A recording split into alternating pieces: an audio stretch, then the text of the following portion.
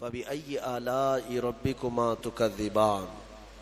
اس میں مخاطب جو ہیں دو لوگ ہیں، جنات بھی ہیں اور انسان بھی ہیں، دونوں کو خطاب کیا جا رہا ہے کہ اے جنات اور اے انسانوں، تم اپنے رب کی کون کون سی نعمتوں کو جھٹلاؤ گے؟ اس آیت کو 30 سے زیادہ مرتبہ دہرایا گیا سورہ رحمان میں۔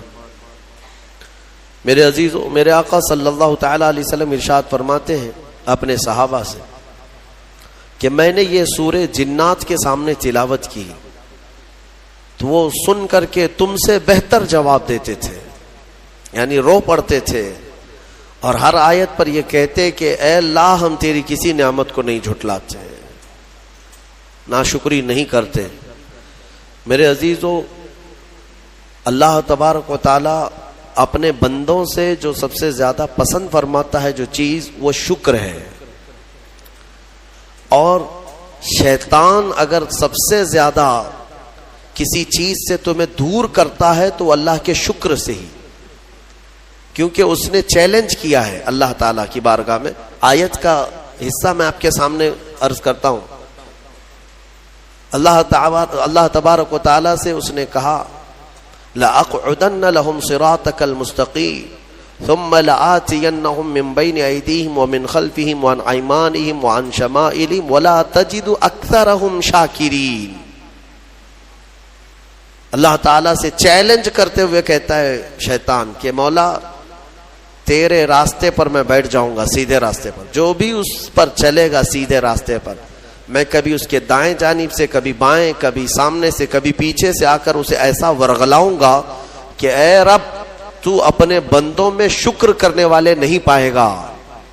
شیطان بھی کس چیز کی وہ کر رہا ہے چیلنج میں؟ شکر کرنے والے نہیں پائے گا مولا تو۔ اور اللہ نے قرآن میں فرمایا وَقَلِيلٌ مِّنْ عِبَادِيَ الشَّكُورُ، میرے بندوں میں شکر کرنے والے بہت کم ہیں، بہت کم ہیں۔ اب جب رحمان فرما رہا ہے تو پھر یہ جو انسانوں کی تعداد ہے، کوانٹیٹی ہے، اس میں اگر پرسنٹیج نکالا جائے تو وہ انگلیوں میں گنے جاتے ہیں جو شکر کرنے والے لوگ۔ شکر اس کی اللہ تبارک و تعالیٰ نے فرمایا تم اگر شکر کرو گے لَإِن شَكَرْتُمْ لَأَزِيدَنَّكُمْ، میں زیادہ دوں گا، وَلَإِن كَفَرْتُمْ إِنَّ عَذَابِي لَشَدِيدٌ، اور اگر تم ناشکری کرتے ہو میری نعمتوں کی تو پھر سمجھ لو کہ میرا عذاب بہت ہی سخت ہے۔ اللہ عز و جل اس چیز کو سخت ناپسند کرتا ہے کہ اس کی نعمتوں کا کوئی ناشکری کرے۔ اسی لیے میرے عزیزو، اللہ کے حبیب صلی اللہ تعالی علیہ وسلم جب دعا کرتے تھے تو یوں یہ عرض کرتے تھے کہ مولا تو اپنے شکر گزار بندوں میں میرا شمار فرما۔ سمجھ رہے آپ؟ صبر آسان ہے اور شکر مشکل ہے، صوفیہ نے فرمایا۔ حالانکہ شکر میں کیا کرنا کیا ہے؟ صبر دیکھا جائے تو کٹھن ہوتا ہے، برداشت کرنا ہوتا ہے، مصیبت آئی خاموش رہنا ہے، کسی چیز کی کمی ہو گئی خاموش رہنا ہے، یہی تو صبر ہے۔ گناہ کی خواہش ہوئی لیکن نہیں کیا، یہی صبر ہے۔ صبر دیکھا جائے تو مشکل ہے، لیکن صوفیہ کرام فرماتے ہیں صبر سے زیادہ مشکل شکر ہے۔ شکر ہے وہ کیسے؟